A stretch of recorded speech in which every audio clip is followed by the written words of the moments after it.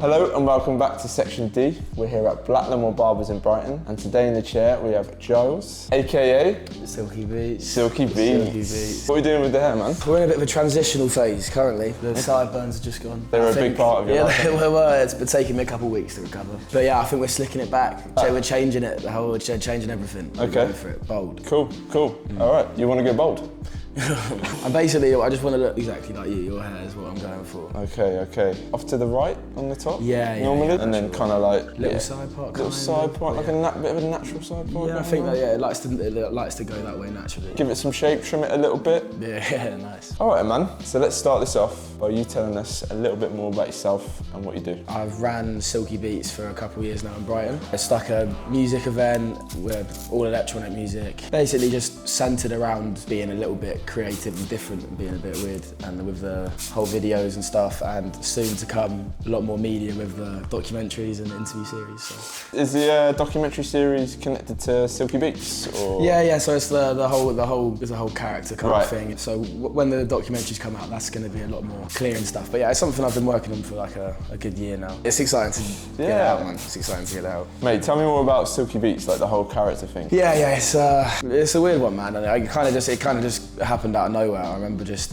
buying the suit at the Saturday market, literally a week before my first event, with no intentions of particularly wearing it. And I just chucked it on with the Argentina shirt, and then that was just a thing. And it wasn't really a character to start off with. I just started doing a little posh accent, and it kind of made it. So when I was trying to do the videos and I was speaking in a normal voice, it made me feel a bit. It was the first time I've ever done anything performative like that. So the character helped me feel comfortable, basically. And then as time's gone on, it's developed, and now there's a documentary and there's another one coming. So yeah, I suppose because you were speaking in like your normal accent with all this like get up on, it didn't really feel right. Didn't really feel like you, right? I would have liked to do it as myself, I think, but like at the time, it was just it was a bit scary. It made it easier, and I quite like it, man. I think it's decently funny. And when the documentaries come out, it will be clearer what the character is, I think. Yeah, mate, I love it. I think it's such a creative way to promote your DJ nights, and they're just funny, sick little videos, mate. Well edited. Thank you, mate. And as I say, that is my main thing with the whole Silky Beats event, is being different and creative. I set myself that as my goal, to be creative and different, I'd say.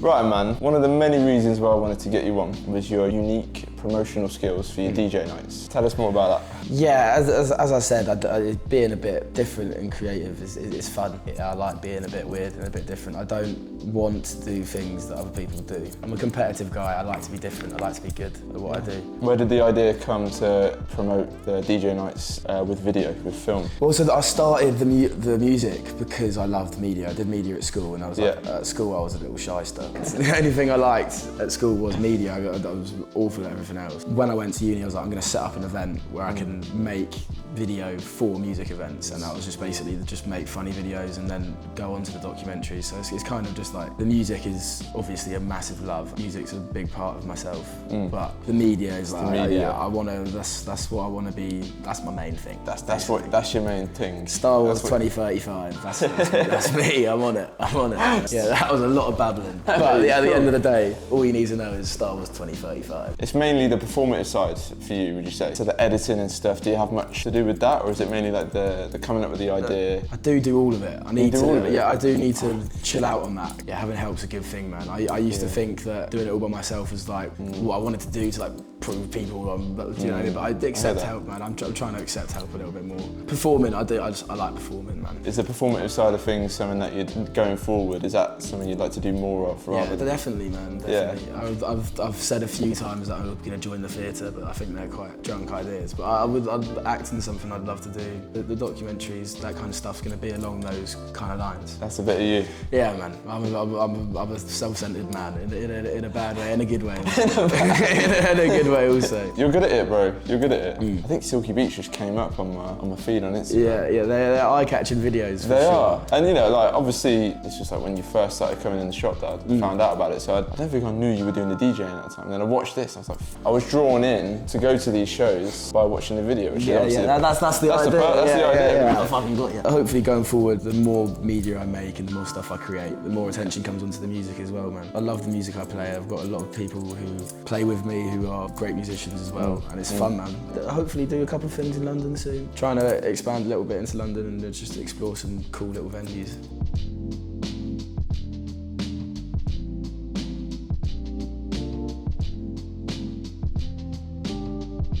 All right, man, so how do you find the DJ scene in Brighton? Is it a bit saturated? Is there quite a lot of room to grow? Brighton in the summer in everything is better than Brighton in the winter, do you know what I mean? Brighton in the summer could be one of the best places, you know what I mean? Fortune War, beachfront. But yeah, in the winter, I struggle with it a little bit. I think a lot of people do. Do you find it's easy to hit the ceiling in Brighton? I don't know, man. I've been doing my thing for 2 years. And I've thrown some really good parties, had some really good times. But it is hard to get a hold of a lot of people, you know? It's an independent city. But yeah, there's not too many student events. There's more like big artists get the big crowds. Probably not as thriving as like a place like Leeds or Manchester or Newcastle, because it's just like a lot more people and a lot more ravers maybe. Yeah. If you're like an up and coming DJ, would it be easier to move to somewhere like Manchester or Leeds? Probably say so, yeah. Especially for throwing an event, man. I think there's a lot more venues, and yeah, it could be slightly easier to grow an event there because it's just probably a larger target market for people who are trying to have a little opportunity. But mate, Brighton's stuff sick, man. It's just like, as a place to live, it's just lovely, man. It's a nice energy, a nice vibe, and it's easy to live in Brighton. It's easy. I wouldn't change it, man. I've thrown some events in the winter, and I've been in my room, and I've been like, I don't want to go. But I'm trying to eat some cottage pie or something. Do you know what I mean? I'm trying to get cozy. Winter sucks. Summer. Winter does suck. Fantastico.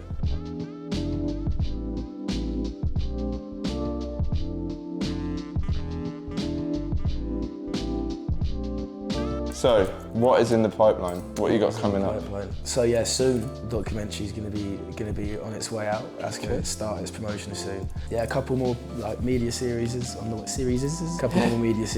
way out. Some interview-based stuff, hopefully. Yeah, and then we've also been doing some interviews at events, and that video's coming out really soon. All good fun, man. All good fun. All being creative and being an idiot. Can you talk more about the documentary, like what to expect? I can give you what it's on. All around dance music culture. 3 topics. Documentary, and into 3 sections. And yeah, we've got some good interviewees on there as well. And yeah, mate, I'm just excited to get it out and then just get going with the next one, man. Because it's what I enjoy, like writing scripts. Yeah, sick. Being with the boys filming is good fun, man. Yeah, I enjoy it. I enjoy it. How do you find the interviewing process? Yeah, well, it's just one of those. It's like most things. The more you do it, the easier it gets. Yeah. I remember the first couple I did. Also, like not understanding what I wanted to do with the character. You know. Yeah, of course. You're still finding your feet with it. Yeah. So with the first few, there's been times where I'm doing stuff and I'm not enjoying it, and it's just like, oh, relax, man. Nothing's that deep. And that's for sure. Message my brother tells me nothing's that deep. It's true, man. I'll tell him to back off, but it's true. It's true, man. It's easy to get up in your like. I mean, I can relate completely, mate, with this. You know, most of the guests I've had on are people that come in the shop I know already. You know, so it's not too bad. But when I like manage to get somebody that I've not met before, then it's like, fuck. It's scary. It's scary. It's scary. I tell you what, it's scary. The lead up to it's scary, so I don't know what to expect. But then as soon as I meet them, it's like most people are so sound. Yeah, I enjoy doing the interviews in character. Probably do some in character, some out. Exactly, just trying to enjoy yourself and just be easy on yourself. Go full force is what I'm trying to. Inconsistency and all that. Yeah, jazz, man. Yeah, we're only human. Yeah, and young, wild and free. So, you know what I mean? How do people take the character when you're interviewing them initially? Like if I'm doing interviews with people who with actual interviewees, then yeah, they're gonna know about it. But I like doing it to people I don't know, and they get weirded out about it. I like it. I feel like a lot of interviews, especially like around the dance scene, are really serious. You know what I mean? It's like, who's your favourite DJ, and you know. Yeah. Like, what's your favourite genre of music? Like, we got an idea about sort of time when it's going to be released. Oh, mate, I don't mess with Father Time. I don't. I've learned.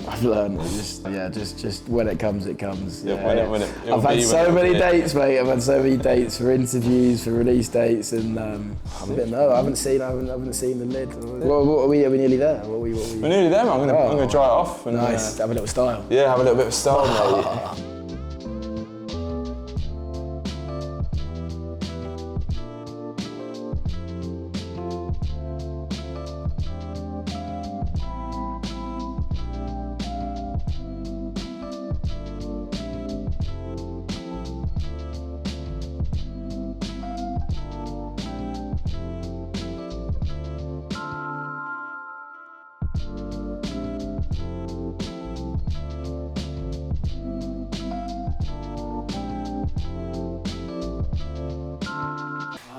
smart. It does, isn't it? I'm a bit of a handsome fella.